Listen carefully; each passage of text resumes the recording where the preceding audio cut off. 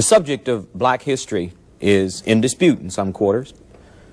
A man named J.A. Rogers, who was laughed at 20, 30 years ago, not taken seriously at all, is being taken very seriously these days. A new book called Great Black Men of Color has been edited by our guest tonight, Professor John Henrik Clarke. Professor Clarke, there are some rather startling, to put it mildly, revelations made in the book about certain presumed facts of history that I'm certain will not stick with the general white historical community. Well, I'll tell you, it became almost necessary for the Europeans to whiten up a part of black history when they began to take over the world in the 15th and the 16th century. And what Rogers has done is gone back and taken a whole lot of the white away and showed you the original black faces of certain people in history. In this two-volume work, World's Great Men of Color, Volume 1 is devoted to the Old World, and Volume 2 is devoted to the New World. The first thing he does is to put Egypt in proper context and to show Egypt and the great personalities of ancient Egypt as black people. And it might be startling, but he reveals that Cleopatra did not look like Elizabeth Taylor and wasn't a white woman at all. And I think his book starts in Egypt with the other great characters in Egypt, Imhotep, the real father of medicine, father of architecture, builder of the step pyramids, forerunner of astronomer, a man who was accepted as a god in Europe long before the birth of Christ. Imhotep lived about 5,000 years ago. And early Europe accepted quite a few Africans as deities. And Imhotep was one of them. He opens the book actually with this great African who was the world's first multi-genius. You said that Rogers put Egypt in its proper perspective. What did you mean by that? I mean, if European historians acknowledge that ancient Egypt was a black nation, then they would have thrown all Western history out of kilter, because Western historiography is based on the mistaken concept that if Egypt wasn't European, it was at least Oriental. It was neither. Because Rogers traced, as many competent historians, black and white, have already done, the southern origins of Egypt, and that the people who would later be called Egyptians came from deep within Africa, maybe Ethiopia and Somaliland. And they kept good relationships, good and bad, like all families, with the people to the south all of this time. And the proof is positive. And do not think that Rogers is out on a black thing, or that most black historians are out on a solely black thing. Most of us got our most radical information from white writers that other white historians do not read, such as Gerald Massey and his 6-volume classic work called Egypt, Light of the World, which proved positively that ancient Egyptians were black. Count Vorez and his Ruins of Empires. Gustav Hearns in a 6-volume work, Researches in the Ancient History. The early work of the American Egyptologist Breasted, Sir Wallace Budge. And so we are going to radical historians, especially Massey and his Natural Genesis and the Book of the Beginning, establish behind them the black perspectives in history. And if white historians accept the black perspectives in history, they would have to admit that the white perspectives in history is wrong. And I'm afraid they're not quite equal to that right now. Well, what is the, if there is a black perspective in history, there is a white perspective in history. Mm-hmm. And you're saying, I'm assuming, that history is being manipulated for an end. In itself. In itself. History, the Europeans began to manipulate history when they rose and began to expand into the broader world in the 15th and the 16th century, because they had to justify the slave trade and they had to justify the colonial system that followed. And modern racism has its incubation in that period. You cannot enslave a man and say he's a human being, that he has humanity, and that he was one of the forerunners of the world's religion. You cannot enslave an African and say this about him, because if you say he's a human being, then you're saying he's an extension of you. Then you cannot sell an African Christianity and call him a heathen and acknowledge the African contribution toward the creation of Christianity. So it's a contradiction in acknowledging that the man created Christianity, then come back and say that you are selling him Christianity because he is a heathen. So the European had to literally strip history of the contributions of non-European people. To a certain extent, they did this in Asia. Now, what Rogers has done in these two books is to go back and set history in some kind of prospectus based on this information. And all of the information did not come from black historians. It came from the best records available from all of them. Now, speaking of information, Rogers has alleged some very startling things, and we're using that word because I think in the context of having had only white history, anything black is startling, and so I'm saying it in a positive way. That some of his information has said that there were a number of American presidents who actually were black, that there were a number of prominent Americans that history has treated as whites, who by his criterion, or criteria of who was black and white, according to society's definition, were black. Oh, no, not according to Rogers' definition now. Understand, and this is the irony of it all, and this is the trap. Black people have never written any definitions of race, any definitions of what a people has been. I mean, they have never said that these people with these kind of traits belong here, because modern racism had its development in the pseudo-scientific development of intellectual Europe after the 15th century, and they began to say that certain kind of people belong to certain kind of race, and they created the concept of race and racism itself. Now, according to the laws that's still on the statute book of the United States and some other parts of the world, one drop of us makes you a whole. Now, this ridiculous law and stipulation and measurement has given black people a lot of white people according to that law. Now, it has given us Beethoven, who was called a dark Moor. Now, he was probably one of the many olive-complected Europeans that you see in the millions throughout Europe. But in the States, in the United States, they say that if you have one drop of blood of a black person, you're a whole black person. Now, by this stupid law, we have a whole lot of white people. There's a whole lot of people that think they're white that belong to us. We might claim all of South America because the Spaniards were mulattoes when they got there, having been mixed with the Moors for nearly 800 years, and they were even before the Moorish conquest. Mediterranean Europe was highly mixed with Africans. Nobody thought anything of it because they were a mixture of power and influence and trade, and they got along fairly well together for hundreds of years before they turned on each other. And I don't say it did the Europeans any harm, because the handsomest people in Europe are the olive-complected people who mix with the Africans. You're saying, in essence, that there's no such thing as a race. Oh, I maintain that race is the phoniest issue ever invented by the mind of man. The European invented and developed the concept of race. There's really no such thing as a race, because nature created no races.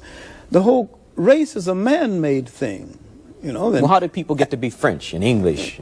Well, different climatic conditions and migrations and amalgams of different people, and migrations of people into your country, migrations of people out. All right. Now, this is an ethnic grouping, as against what we call race. If you go back and you look at an old dictionary, you won't even find a definition for a race.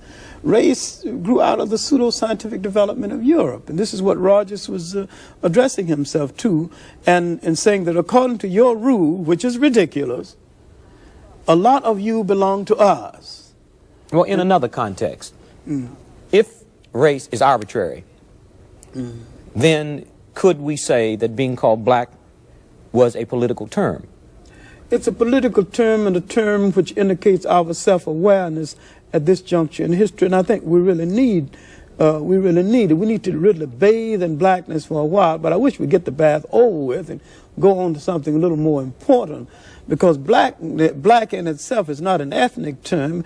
Black tells you how you look, but it don't tell you who you are. We are essentially an African people. Wherever we live on this earth, we're essentially an African people. And we relate to the millions of African people throughout the world, including the uncounted millions of Africans in Asia. The word Afro-American or African-American would probably be more appropriate and more honest and more in keeping with what we actually are. Because all of us are not positively, physically, real jet black. And so the argument now sometimes is between the supernationalists and the mild nationalists and blacker than thou, when blackness is a state of mind, a state of attitude, a state of approach to things that can exist in almost any of us, including from the blonde black person to the jet black. And the jet black can be traitors, and they can be patriarchs. They can be a whole lot of... See, we've been everything in history from saint to buffoons. We're a complete people, and we need to start looking at ourselves as a complete people. And I think that once we convinced ourselves that we're black and beautiful, we'll stop saying it and just go ahead and be black and beautiful and release a whole lot of energy for more important things. All right, since you said that J.A. Rogers was a chronicler that related events, what is there in these two volumes in terms of facts that would be beneficial to black Americans in the regaining of our lost heritage? In terms of facts, is that J.A. Rogers goes through history and places in proper perspectives with documents the role of the black personality in history, beginning from the origin of man in Africa to the present time. And I'm saying that black people need a measurement of the role that they have played in history. And Rogers was the pioneer in the search for the black personality in history and his role. And this is important because through Rogers, in his first volume on the Old World, you can see what the Africans achieved, and what the Africans not only achieved within Africa, but the conflicts among African and how these conflicts were settled. Egypt was invaded from within Africa, which began the decline. That was the Kushite invasion, led by that magnificent trio of black generals, Castor, Pianki, and Taharqa. And the interesting thing about these men, especially Taharqa, the last of the trio, is that he not only controlled what is Kush, was part of Ethiopia and the Sudan of today, and Egypt, but he invaded Libya and practically all of the Middle East, Saudi Arabia, Iraq, and Iran, all in those areas. And in those areas, he found both friends and foes. Now, if he found friends and enemies, if he found people in the Middle East willing to fight with him, he a black general. This tells you that color wasn't such a major factor, but the power, the rise and fall of power. Rogers tells us some other interesting things in Volume 1. Actually, I wish we had time just to deal with Volume 1 alone, because it tells you of the early European invaders of Africa, after he finished telling you about Akhenaten and the great queens of Egypt, and that woman, the first truly great woman in history, Hatshepsut. About the black generals who served in white armies. Cletus Nigra, who was one of the commanding generals in the army of Alexander.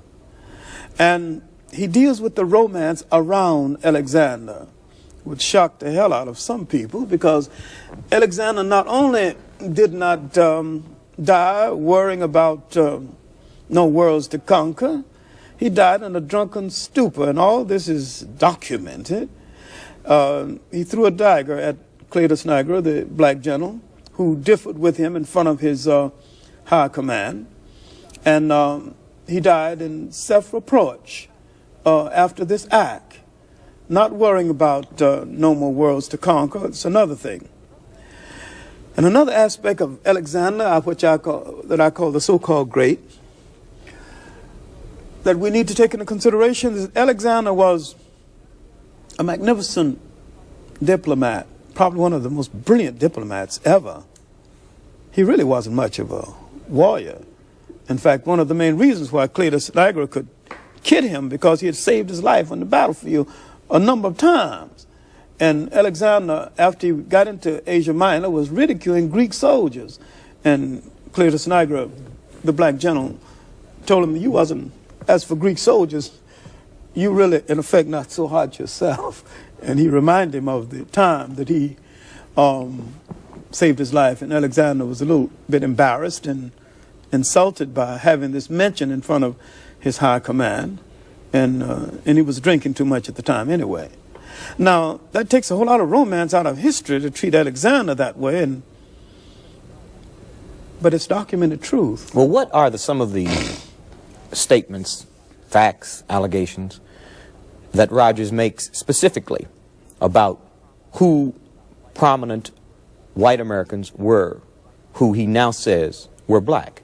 Well, he said that 5 of our presidents were black, and considering the fact that the ones that were black seemed to be about the poorest presidents we had, I'd rather not bother about getting into names, but advise you to read the small book by J.A. Rogers called Our 5 Negro Presidents and argue with someone else. But are there any of the families of these presidents alive who acknowledge that one of their ancestors who was a president was black? I'll name one, which because there's been so much writing about it and so much proof, and because some of the families are still alive, and someone want to run this down. President Harding had black blood, had some of what we call Negro blood. Mm-hmm. Where is this documented? There were several articles on it. Alan Morrison, the late Alan Morrison, used to be New York editor of Ebony, did an article on it in the first Negro Digest years ago. But I'll tell you another one, where the documents are a little clearer. That's Alexander Hamilton. He wasn't a president, but he was very prominent. Sure. Alexander Hamilton, whose mother was a black woman from the West Indies. Are there any other prominent Americans that you can think of that are named in, this would be the second volume? Mm-hmm. That would be the second volume, in which he names prominent Americans who obviously had what we refer to as Negro blood. Mm-hmm. Robert Browning, the Englishman, and he documents that too. Mm-hmm. Who had laid court to Elizabeth Barrett. And I think Alexander Dumas was one of the people he named. Oh, Alexander Dumas. There's no question about Alexander Dumas. He was a brown-skinned man with a bush. I mean, we don't argue about the Dumas, but there were 3 Dumases. Understand that. Not just Alexander Dumas. We talk about grandpapa, father, and son. Now, one Alexander Dumas, black general, West Indian descent, was second in command to Napoleon. In fact, he was Napoleon's artillery commander in the Egyptian campaign. And when the French were voting for someone to take over the French army, Napoleon won by 1 vote. In other words, the French were liberal enough at that time to accept a black man as commander-in-chief of their armies. I'm sorry they didn't elect Alexander Dumas. It would have saved them a lot. And a whole lot of things Napoleon did was useless and nothing but the washing of French ego and costing a whole lot of French money. The one thing I don't think Alexander Dumas would have done is to going into that ice box called Russia in the dead winter time, you wouldn't have played no fool like that. Now, the other two Alexander Dumas, you need to separate, because most people merge them. Now, the father of French adventure literature, the Three Musketeers and the like, that's one Alexander Dumas. Now, the author of Camille and the Romantic tradition in French literature, that's his son. Now, although father and son did not get along, but they stem from the same cloth. So there was actually three Alexander Dumases. One was a military man, served under Napoleon, who lost command of the French army to Napoleon by 1 vote. The other one who began the adventure literature, and the other one who began the romantic literature. And he was somewhat of a prince of Paris, a devil with the ladies, but there's no argument about these people. Well, how do you suspect that these statements and beliefs are going to be accepted by white America and by the white historical community? Well, they're not going to accept them readily, but if they read the documents, there's not much of an argument. Well, they can always show you their documents, can't they? Well, they can show me their documents, but one cannot outbalance the other. I mean, I've seen there's a whole lot of things that white historians say that has nothing to do with documents at all. They just open their mouth and say it. Like Christopher Columbus discovered America. Now, he's discovered people here. He discovered a whole lot of people already in America. So he discovered America. Okay. Now, and they just arbitrarily say that the Europeans brought naturalist civilization. And actually, the Europeans destroyed more civilization than they brought. And I can go to white documents and prove this.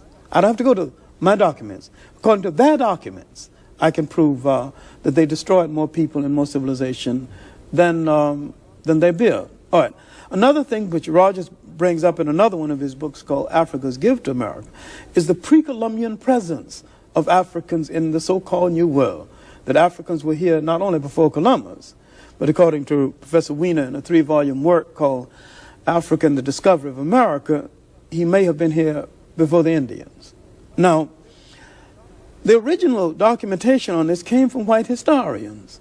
And so many times when a white historian is arguing with a black historian, the one thing he will probably have to do is to go back and argue with the white historian from which the black historian got the original base information, and he extended that research further than the white historian. Now, the white historian is in a bad fix right now because he's hung up with a lie, and because he used to open his mouth and say something and people believe it without question, and now they are questioning it.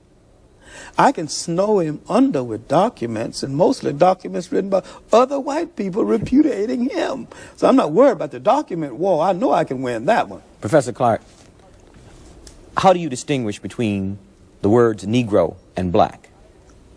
I don't distinguish. I mean, I distinguish between the word. The way I held the word Negro is by dismissing it. And I dismiss it because there's no such thing as a Negro, because there's no Negro people and no Negro land. This is an adjective that somebody made a noun out of and slapped on a people against their will. And I dismiss the word Negro. The word black can relate to a whole lot of people, and it can become confusing. You see, people must relate to land, history, and culture. And this is what limits the word black. Because if you say black, and what is the black land? I'm going to show you what I'm talking about. If you say English, an image comes before your eyes, good or bad. The changing of the guards, Buckingham Palace, stout-hearted, the Bengal Lancers, If you say French, good cooking, great lovers, Napoleon, all that. All immediately you got an image. But you say Negro, what comes before you? No images, really. A condition. And a people is not a condition. A people must have a name that relates them to land, history, and culture. And so therefore the name of a people, if it's going to be authentic, cannot be black. that can refer to how the people look. The name of the people have to relate to the land of origin. Now, no one is having any difficulty saying Italian American, Greek American, French American. I don't think they should have any difficulty saying African American or Afro American, as the case may be. Now, these are people who are black in the main. But let's get something straight. All Africans are not black. Black is the prevailing color in Africa. There are Africans who have not been mixed with any white people at all, who are light brown. And they've always been that way. And they're just as African as the blackest of the Africans. So if we got hung up on a narrow definition like black without explaining that it has elasticity that extends beyond a person being jet black, then we get ourselves into another trap. We get out of one trap and get into two. So now let's qualify what we're talking about when we're black. But when we're speaking of a people on a world basis, then let's relate them to land, history, and culture, so we'll know what we're talking about. Until someone creates a nation called black, from which we emulate, or black land, or black area, or black borough, then I'm afraid that the word black is rather limited. Right. I'd like to thank you very much. You've certainly said quite a few things. The book, The World's Great Men of Color, is undoubtedly going to cause quite a stir and be of amazing educational value. Thank you very much, Professor Clarke. Thank you.